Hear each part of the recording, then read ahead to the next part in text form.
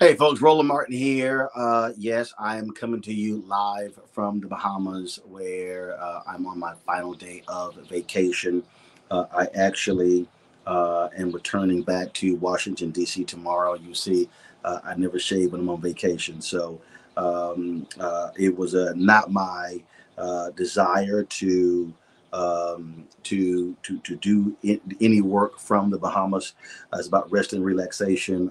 But this morning, my wife received a text message from a fraternity brother of mine, Daryl Thornton, alerting me about this particular story. About this particular story out of Brigham Young University that involves a black Duke volleyball player named Rachel Richardson. So yesterday, she is the only black starter,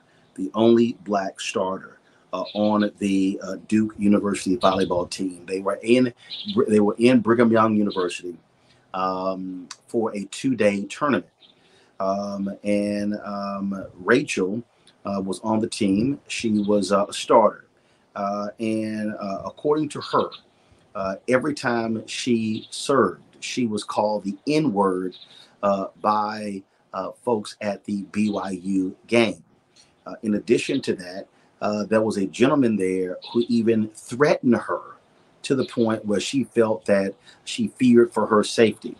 Not only did she hear the racial taunts, so did her fellow Duke volleyball players.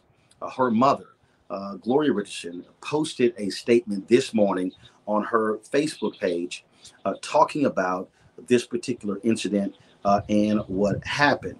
Now, Lisa Pamplin posted something on her Twitter feed. You'll see it right here. This is her particular post here. That post has already gotten 8,038 retweets, 24,000 likes, 2,000 quote tweets, where she said, "My goddaughter is the only black starter for Duke's volleyball team. While playing yesterday, she was called a nigger every time she served. She was threatened by a white male that told her to watch her back going to the team bus. A police officer had to be put by their bench." That's what Lisa posted. Her dad, Rachel's dad, is Marvin Richardson. He's a top official with the Bureau of Alcohol, Tobacco, and Firearms. I've met Marvin several times. He's a fraternity brother, an alpha brother of mine. And when I spoke to the ATF, we had an opportunity to chat in his office. So I called Marvin a few minutes ago to find out from him what happened, what's going on. And what he told me was disturbing. What he told me was shocking. That was unbelievable. He said he recounted to me what took place with his daughter. He said that the captain of the Duke volleyball team, after the game, went up to the BYU head volleyball coach and told her what, and said, why, how could you, why would you do anything? According to Marvin, that player was told by Heather Olmstead, who's the head volleyball coach BYU, what was I supposed to do? At no point during this volleyball match did the BYU volleyball coach stop the game and address the audience and address anything. It continued. Rachel Richardson had to endure racial taunts, being called nigger all throughout the game, and having someone saying, "Watch your back," walking to the bus. Marvin told me, and this is a quote, he said he got a call from his daughter last night. Quote, "My daughter was afraid last night. She was in tears." That's what he said about what his daughter experienced. He said he's already talked with the Duke athletic director as well as the BYU athletic director.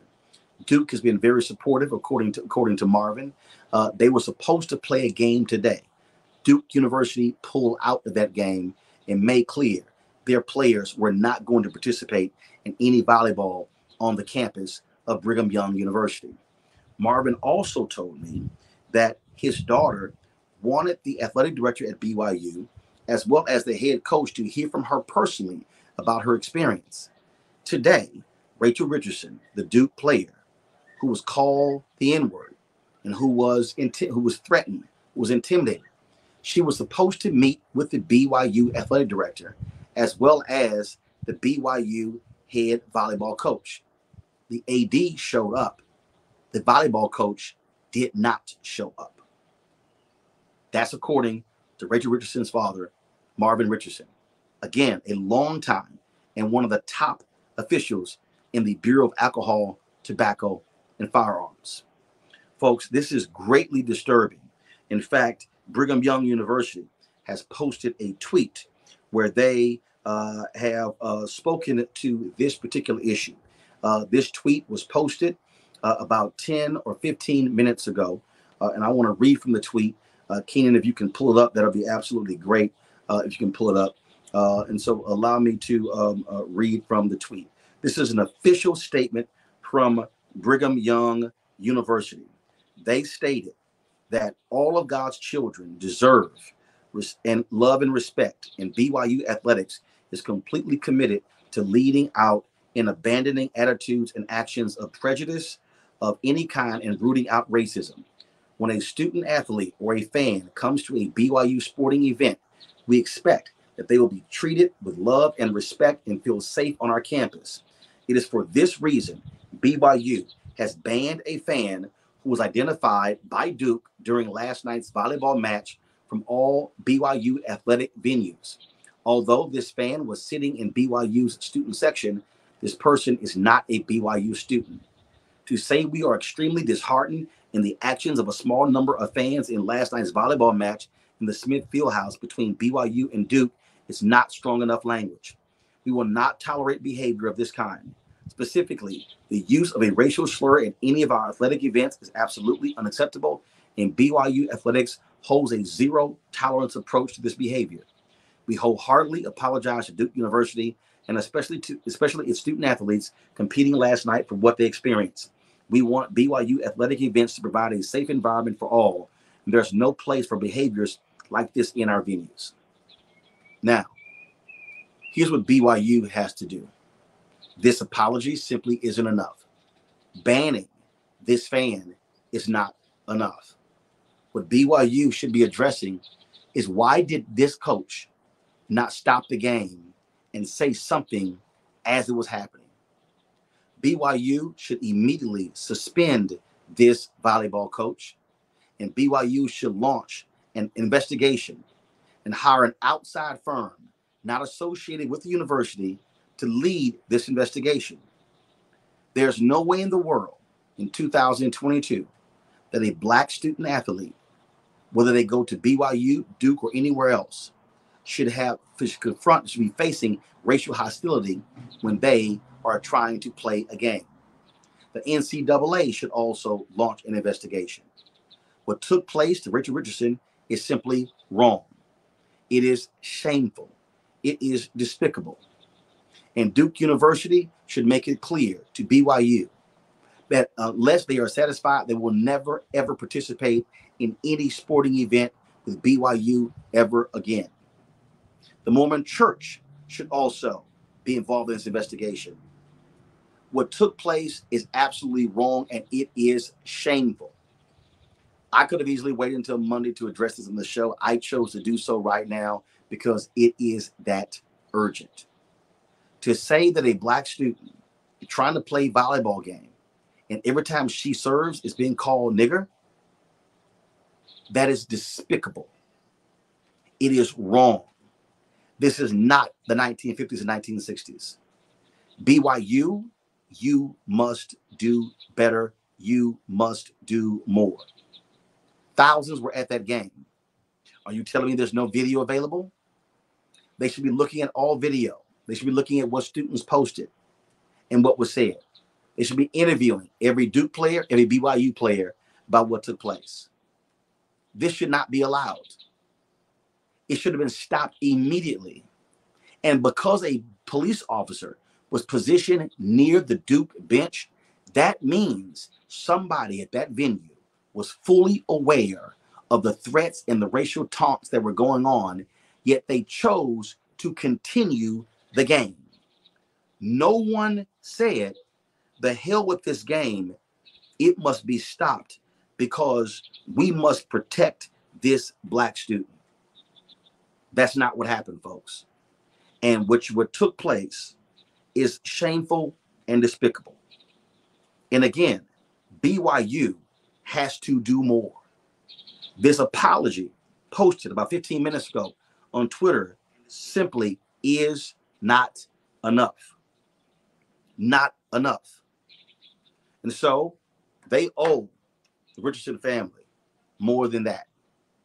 They should be talking with Rachel Richardson, the player, her father, Marvin Richardson, her mother, Gloria Richardson, because this is simply wrong.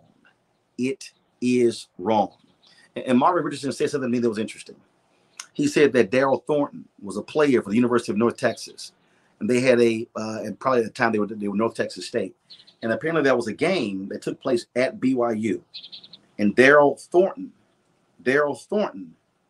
said tomatoes and eggs were thrown at us when we arrived at the game. That, folks, is what he said took place in 1980.